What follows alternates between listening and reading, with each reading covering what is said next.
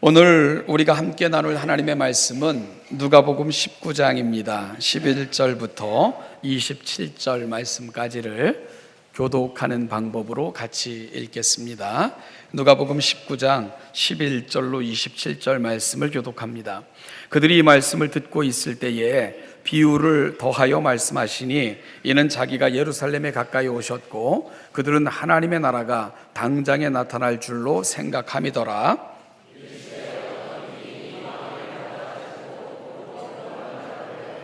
그 종 열을 불러 은화 10문화를 주며 이르되 내가 돌아올 때까지 장사하라 하니라.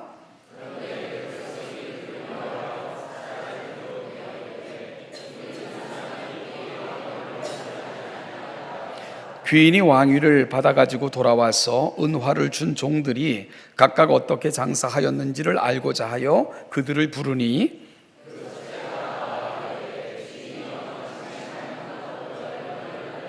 주인이 이르되 잘하였도다 착한 종이여 네가 지극히 작은 것에 충성하였으니 10 고을 권세를 차지하라 하고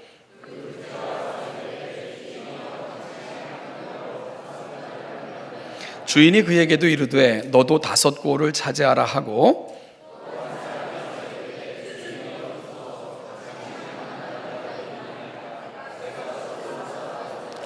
이는 당신이 엄한 사람인 것을 내가 무서워함이라. 당신은 두지 않은 것을 취하고 심지 않은 것을 거두나이다.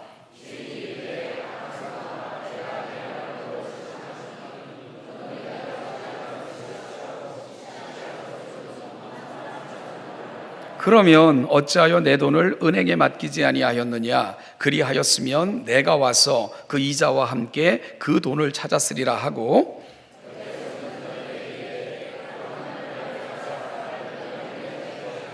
그들이 이르되 주여 그에게 이미 10 문화가 있나이다.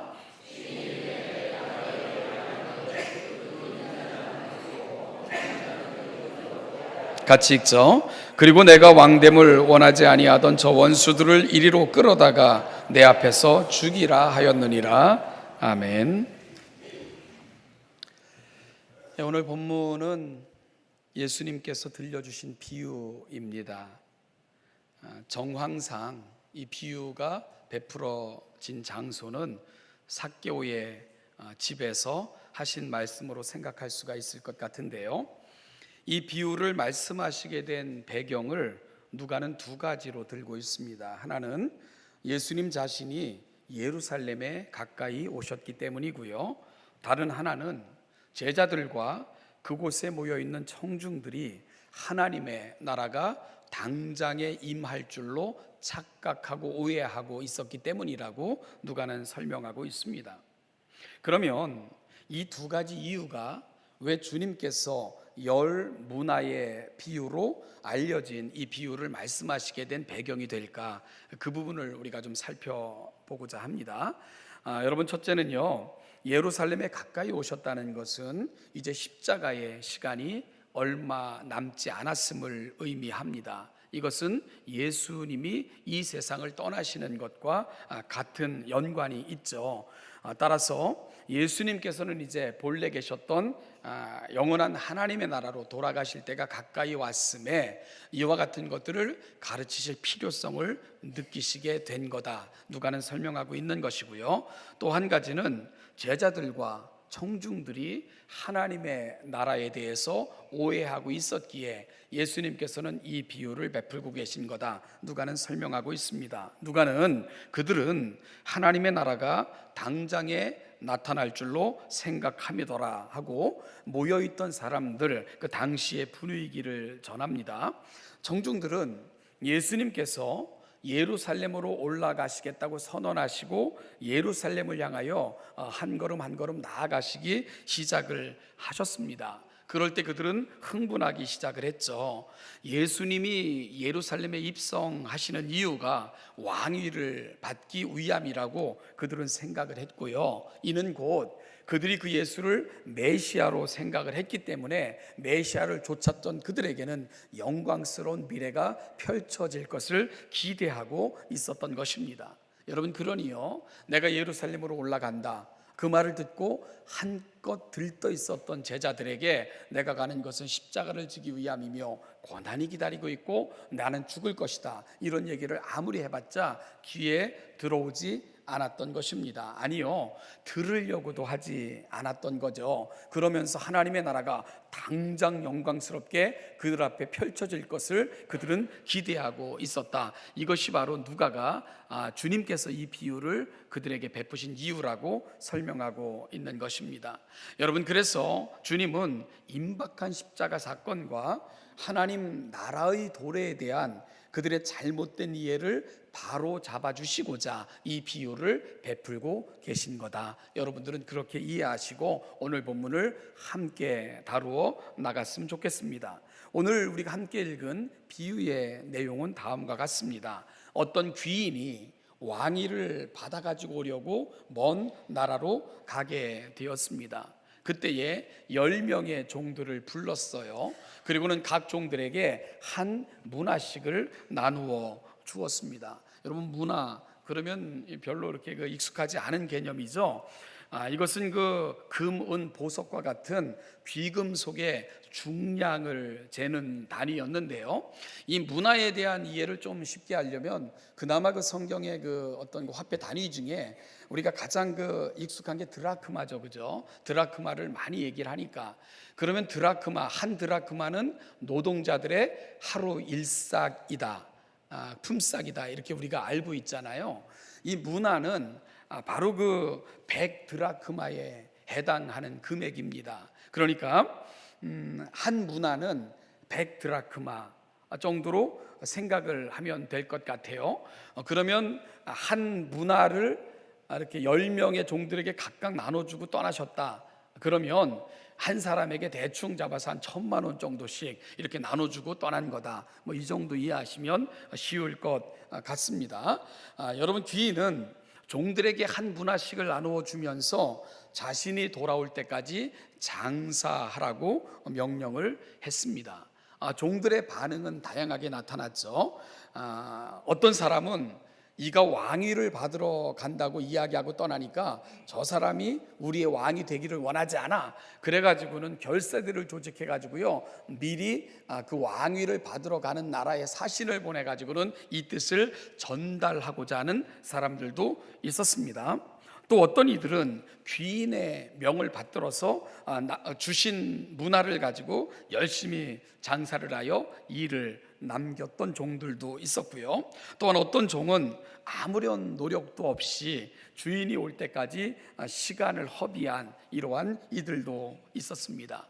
이제 시간이 지나서 어떤 사람들의 열망처럼 저가 우리의 왕이 되기를 원하지 않아, 이런 생각을 가지고 있었던 사람들도 있었지만 귀인은 왕위를 받아가지고는 돌아왔습니다.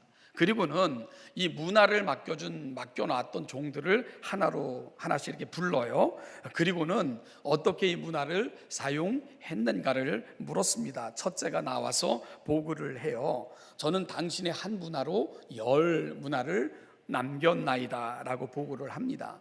그러자 귀인은 그 종을 칭찬하면서 네가 작은 일에 충성하였으니 10고를 다스릴 권세를 주노라, 이렇게 이야기를 했습니다. 두 번째 종은 와서 주인이여 당신의 한 문화로 5문화를 남겼습니다 하고 보고를 해요. 그러자 귀인은 역시 그 종을 칭찬하고는 네가 5고를 다스리라 하면서 5고를 다스릴 권세를 그 종에게 주었습니다. 이제 또 다른 종이 주인 앞에 섰어요. 그런데 그 종은 사뭇 앞의 종들과는 다릅니다. 이렇게 궤변을 늘어놓으면서 보고를 했습니다. 주인이여 당신의 한 문화가 여기 있습니다. 내가 수건으로 싸두었다가 가져왔습니다. 이는 당신이 엄한 사람인 것을 내가 알았기에 무서워하여 이 문화를 꼭꼭 싸두었다가 다시 당신께 가져온 것입니다.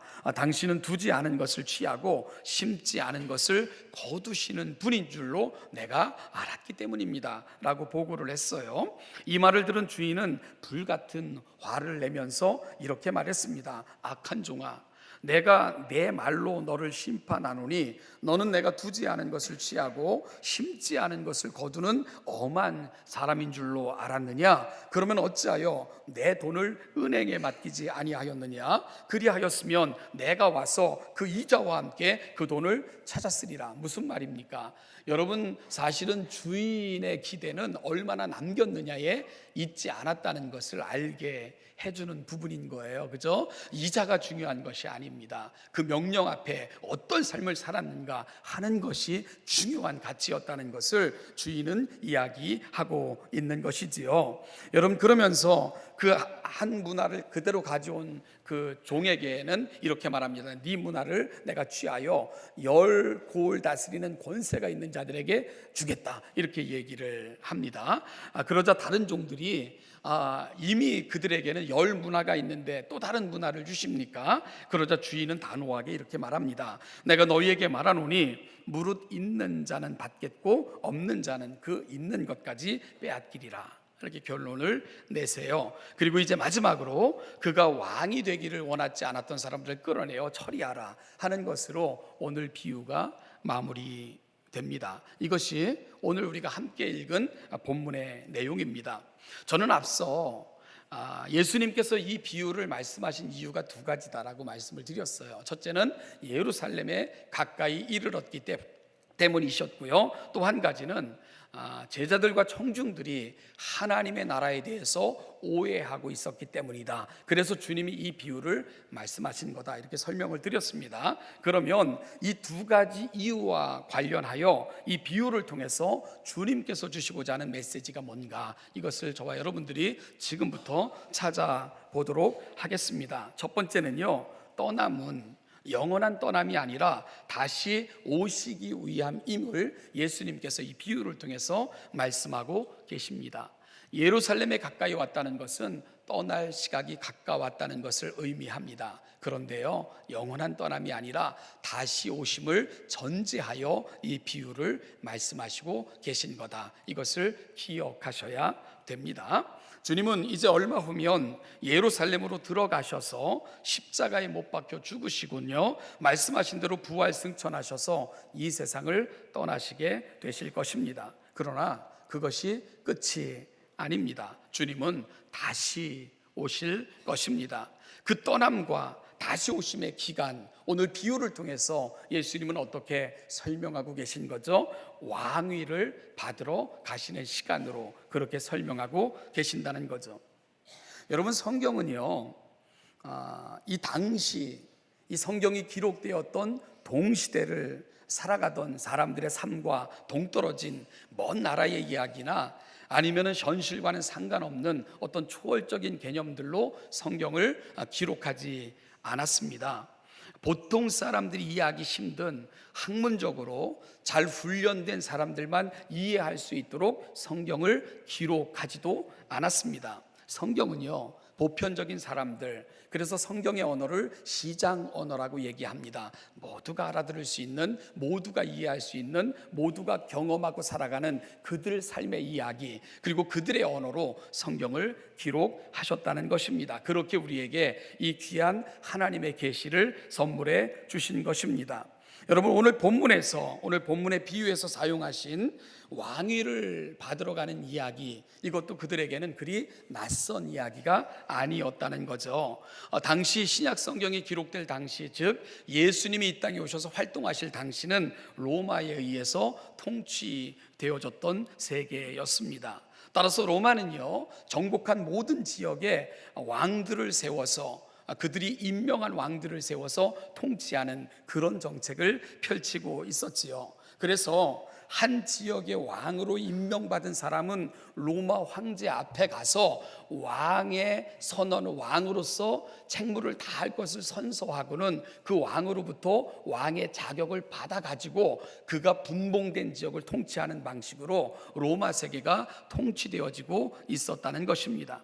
여러분, 예수님이 태어나셨던 팔레스틴 지역도 예외가 아니었지요. 그래서 우리가 성경에서 흔히 만나는 헤롯, 필립, 이런 사람들도 로마의 분봉 왕들이었어요. 로마의 황제로부터 권한을 위임받아 일정한 지역을 통치하도록 위임되어진 왕들이 그 당시 유대 지역을 통치했던 왕들이라는 것입니다. 이런 배경을 이해하고 14절 말씀을 읽으면요, 그 백성이 그를 미워하여 사자를 뒤로 보내어 이르되 우리는 이 사람이 우리의 왕됨을 원하지 아니하나이다. 그래서 여러분, 유대의 지도자들은 그들이 로마가 세우고자 하는 왕이 그들의 마음에 들지 않으면 뒤로 사신을 보내서 이 사람을 왕으로 세우는 것을 계획을 취소해 주십시오 라고 요청하기도 했던 것이 역사적 기록으로도 남아있는 사실입니다. 여러분, 로마의 황제에게 그가 세우고자 하는 왕의 부당함을 고발함으로 그가 그 지역을 통치하는 것을 방지하고자 했던 시도들도 여러 번 나타났던 것을 우리가 듣게 되는 거죠.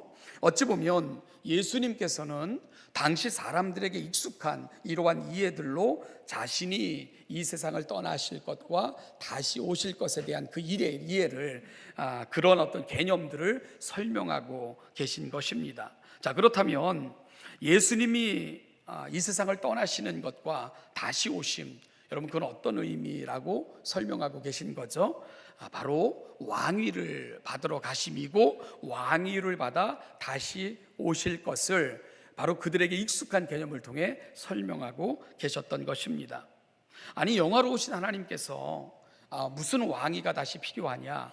여러분, 어찌 보면 예수님도 아버지의 거룩한 명령을 조차, 아버지의 거룩한 뜻을 조차 이 땅에 오신 것입니다.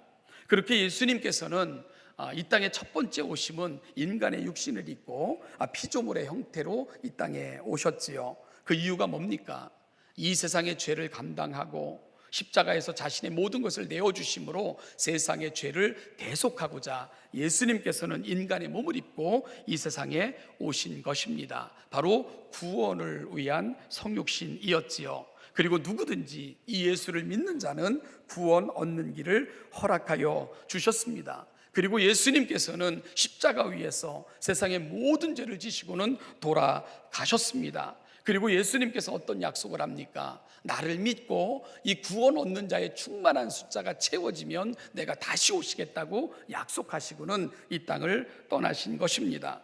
여러분, 구원받은 자의 충만한 숫자가 채워지면 예수님이 다시 오셔요. 그런데 그때는 아기 예수로 아무도 모르게 시골 작은 마을에서 연약한 피조물의 몸을 빌어 오시지 않을 것입니다. 천군 천사들의 나팔 소리와 함께 이미 간 성도들과 함께 천군 천사 거느리고 영광스러운 왕으로 이 세상에 다시 오실 것입니다. 그렇게 다시 오시는 그분에게는 세상을 심판할 권세가 쥐어지게 되실 것입니다. 세상은 그가 왕됨을 싫어하고 그를 십자가에 내어주고 그를 죄인 가운데 한 사람으로 대접했고 강포를 행했지만, 여러분, 그 예수님은 왕위를 받고 다시 오셔서 이 세상의 모든 것을 심판하실 위대한 왕으로 재림하시게 되실 것입니다. 예수님은 바로 이와 같은 사건들을 그들에게 익숙한 개념, 왕위를 받아 가지고 돌아오는 귀인의 사건을 통해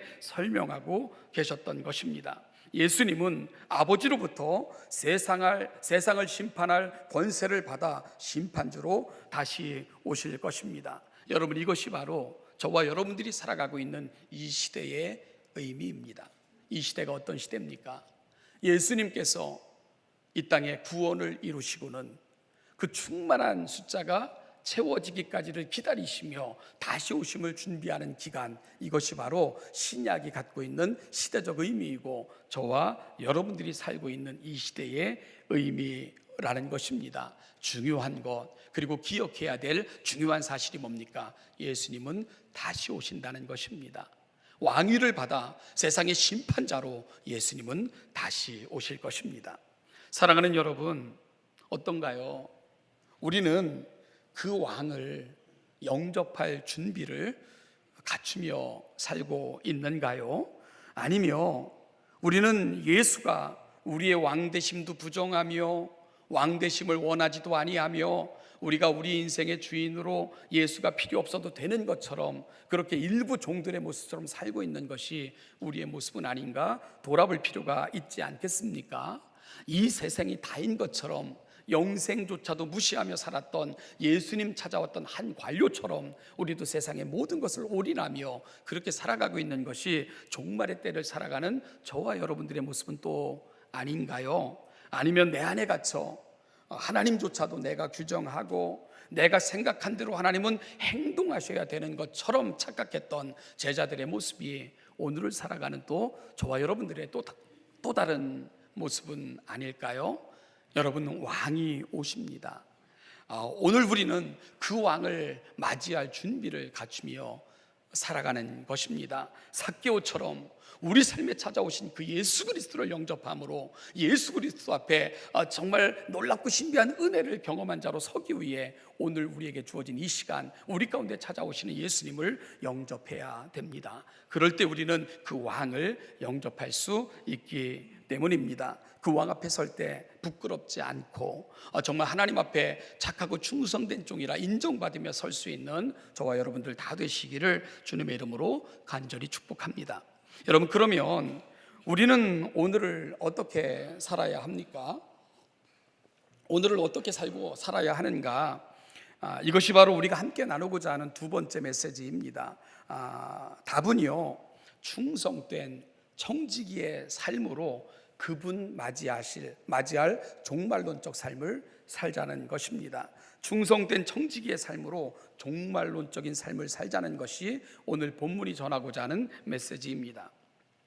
10 종들에게 한 문화씩 나누어 준, 여러분, 이 문화의 비유는 종말을 살아가는 성도들의 삶이 어떠해야 되는가에 대한 아주 분명한 이해를 저와 여러분들에게 보여주고 있습니다.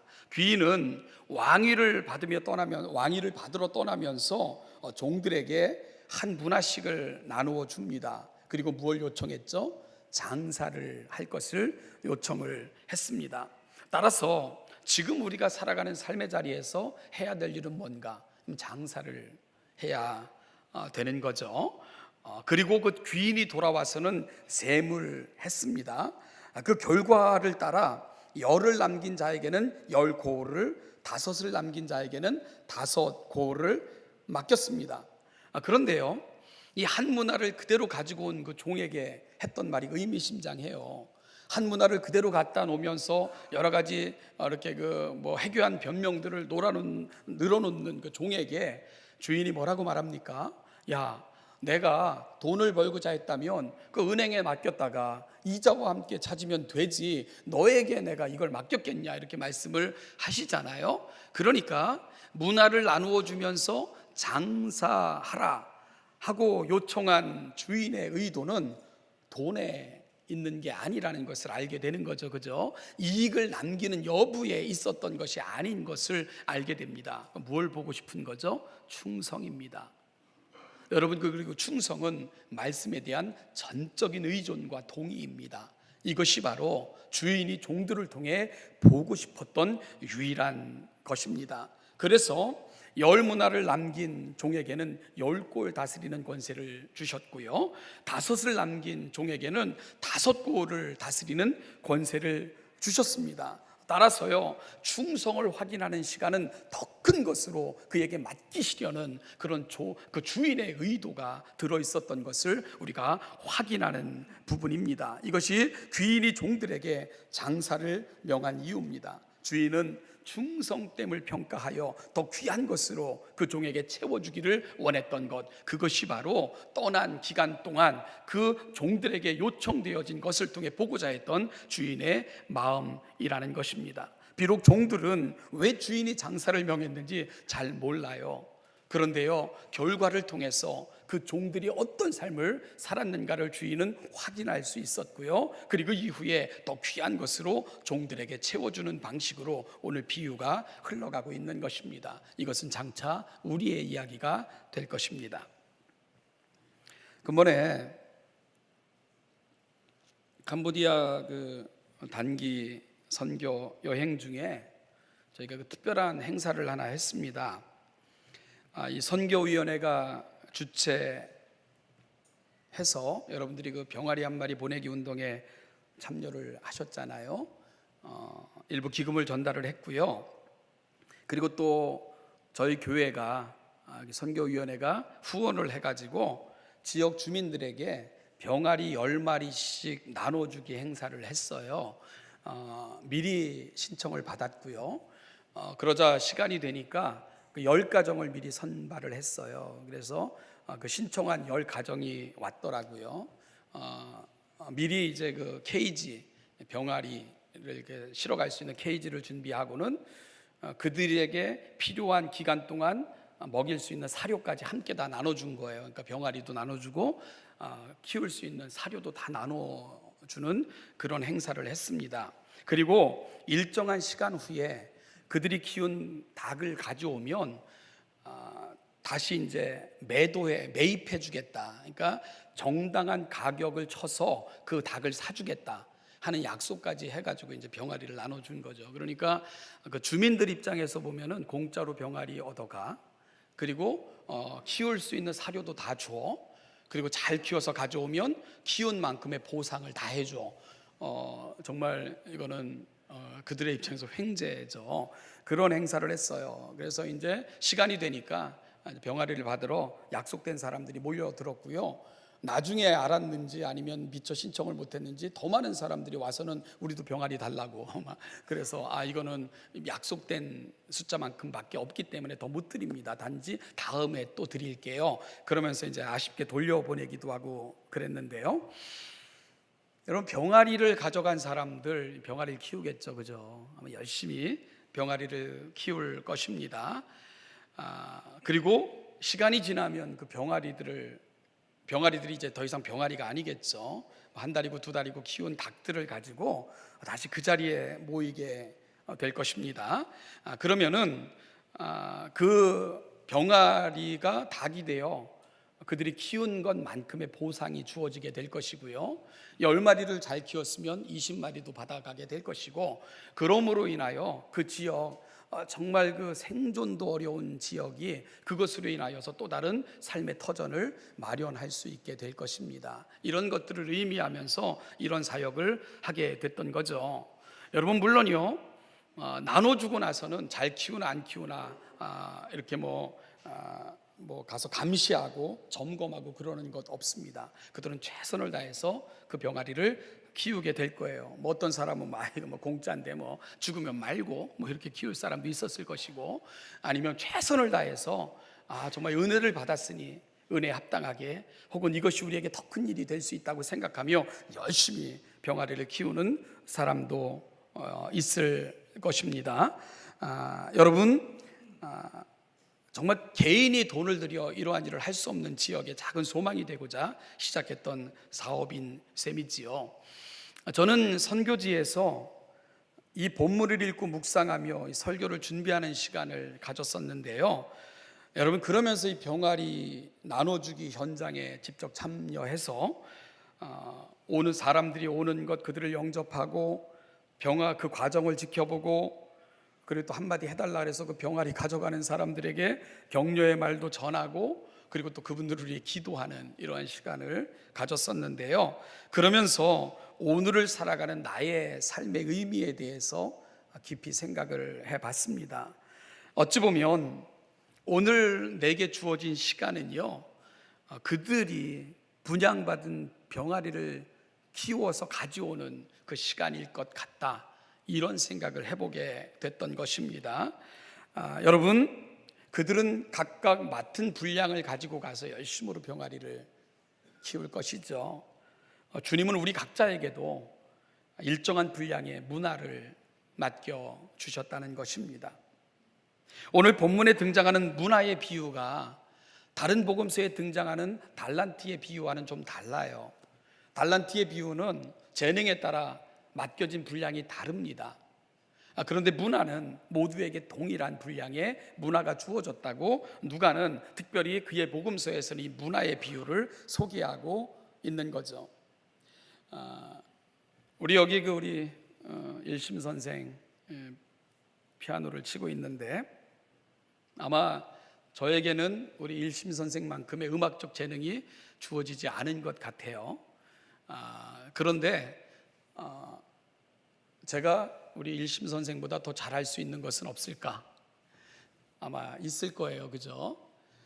그런 부분을 우리가 달란트라고 설명을 한다면, 달란트는 하나님께서 주신 고유한 그의 능력을 따라 부여한 어떤 독특한 재능이고, 그것을 통해서 또 다른 사람들에게 유익을 끼치도록 하나님께서 맡겨주신 것들일 것입니다. 그런데요, 하나님이 우리에게 맡겨주신 것은 달란트뿐만이 아니라 문화도 있다는 것입니다. 그런데 문화는 모두에게 동일하게 주어졌다는 거예요. 따라서 이 문화는 뭐라고 우리가 설명을 했으면 좋겠나? 이것은 성도로서 마땅히 삶의 자리에서 그 드러내야 될 우리에게 부여된 사명이다, 이런 생각을 해보게 된 것입니다. 주님은 이 비유를 베푸시기 전에 누가복음 19장 10절에서 이렇게 말씀하셨습니다. 인자가 온 것은 잃어버린 자를 찾아 구원하려 하심이라. 여러분, 그렇다면 교회의 문화는 뭘까요? 잃은 영혼들을 찾는 것입니다. 복음을 전하는 것입니다. 우리가 살아가는 삶의 자리에서 성도다운 품격으로 하나님의 나라를 보여주는 것입니다. 이것은 달란트와는 아무 상관이 없습니다. 우리에게 주어진 모든 것을 가지고 이 사명을 감당해낼 수 있는 거예요. 과거에 고린도 교회 성도들은요, 방언을 한다, 신유의 은사가 있다, 예언의 은사가 있다, 이런 것 가지고 영적인 우열을 판단하는 잣대로 삼기도 했습니다. 사도 바울은 안타까워하면서 신유, 방언, 예언 이런 건 필요한 사람들에게 주시는 일부 극한된 은사일 수 있지만 모든 성도가 사모해야 될 은사가 있다. 그것이 뭔 줄 아느냐? 바로 사랑의 은사다, 이렇게 얘기를 했어요. 여러분, 그러면서 성도가 이 땅을 살아가면서 마땅히 이 땅에서 드러내야 될 은사가 있다면 성령의 열매를 맺어가는 것이다. 사도 바울은 또 그렇게 권면하기도 했습니다. 사랑이고 실학, 화평, 오래 참음, 자비, 양선, 충성, 온유, 절제. 여러분, 성도들이라면 마땅히 이 땅에서 성도다움을 드러내야 될 성품의 문화들일 것입니다. 이것은 모두가 감당해야 될 우리의 사명입니다. 그런가 하면은 우리가 주의를 거룩히 지키는 것, 하나님의 것을 하나님의 것으로 고백하는 11조 삶, 그런 거면 감사의 예물, 우리가 주어진 기회를 선용하는 봉사의 삶, 섬김의 삶, 그리고 주신 직분에 대해 감사하며 감격스럽게 그 직분을 감당해내는 것, 이런 것들도 우리에게 주어진 또 다른 문화일 것입니다. 사랑하는 여러분, 오늘 우리는 모두가 분할받은 종들입니다. 우리는 이것을 가지고 단 한 번 주어진 기회, 단 한 번 주어진 기회이기에 일생이라 일컫는 이 기간 동안 최선을 다해 장사하여 주님 만나는 그날, 우리에게 문화를 맡겨주신 그분을 만나는 그날, 이것을 내놓아야 된다는 것입니다. 여러분, 장사하여 일을 내듯 내 안에서 점차 이와 같은 것들이 풍성하게 내 안에 신앙적인 인격들, 그리고 하나님 앞에서 감당해야 될 사명의 부분들이 점점 충만해지다가 주님 앞에 설 때에 정말로 감사함으로 내놓았던 열 문화를 내놓았던 종처럼 그렇게 주님 앞에 우리도 서야 된다는 것입니다.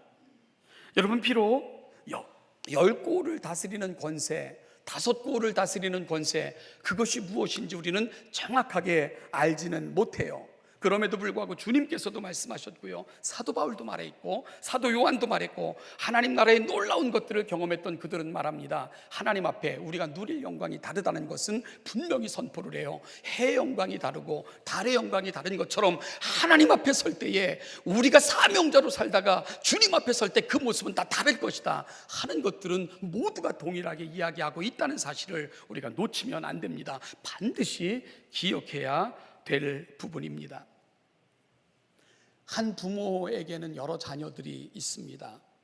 모두가 사랑받는 자녀들이에요. 그들은 부모들로부터 다 사랑을 받아요. 그러나 여러분, 부모 앞에 설 때 그 모습은 다르잖아요. 어떤 자녀는 벅찬, 정말 가슴 벅차게 만드는, 그 이름만 불러도 너무 감격스러운 자녀도 있고요. 사랑하려면 가슴이 먼저 아린, 정말 기도부터 나오는 그런 자녀도 있지 않습니까? 결심하지 않으면 사랑하기도 쉽지 않은 정말 쓰린 사랑을 요청하는 자녀들도 있는 것이고요. 우리를 사랑하셔서 독생자까지 허락하신 하나님, 그 하나님 앞에 나는 어떤 존재일까? 하나님은 독생자를 보내시면서까지 나를 사랑하셨는데, 그리고 나를 사랑하는 자로 삼으셨는데, 그 하나님께서 오늘 바라보시는 나의 모습은 어떨까? 가슴 벅찬 사랑일까? 가슴 아픈 사랑일까? 지금도 나 때문에 눈물을 흘리시면서 기도하실 수밖에 없는 안타까운 사랑의 대상으로 오늘 나는 이 땅을 살아가고 있는 것은 아닌가? 여러분, 문화의 비유는 저와 여러분들에게 너무나도 많은 이 시대를 살아가는 이야기들을 들려주는 듯합니다. 말씀을 마치겠습니다. 저는 그 병아리를 가져간 주민들이 다시금 성장한 닭을 갖고 오는 그날을 꿈꿔봅니다. 자랑스럽게 잘 자란 닭들을 내어놓겠지요.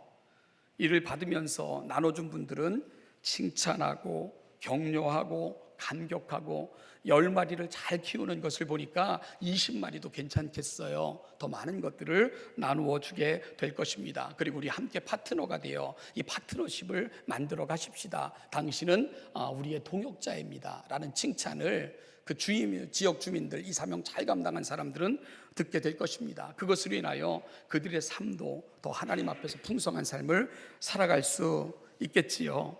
여러분, 그러나 이 핑계 저 핑계 대고 이거 공짜 받은 건데 또 주지 않을까? 실패했다고 뭘 하겠어 했던 사람들은 파트너십을 얻는 일에는 실패하겠지요.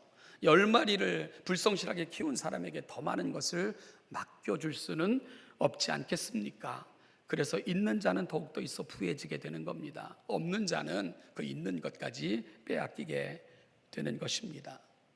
저도 주님 앞에 서는 날을 생각해 봐요. 주님께서 제 손을 잡고 뭐라고 말씀하실까?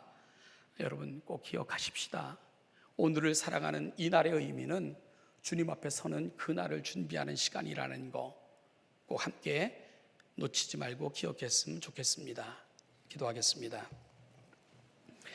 하나님 아버지, 은혜와 사랑을 감사합니다. 생각 없이 허비하며 변명으로 구차하게 살지 않게 하시고 하나님의 부탁을 가슴에 담고 매 순간을 충성하며 성실하게 살아내어 언제라도 주님 부르시는 그날 그 앞에 서서 착하고 충성된 종아, 네가 작은 일에도 충성했구나, 더 큰 것으로 너에게 맡기겠다. 하나님의 파트너십, 하나님께서 우리 손을 잡고 격려하시며 더 많은 것들로 채워가실 그날을 꿈꾸며 오늘을 살아가게 하옵소서. 예수님의 이름으로 감사하며 기도하옵나이다. 아멘. 같이 일어나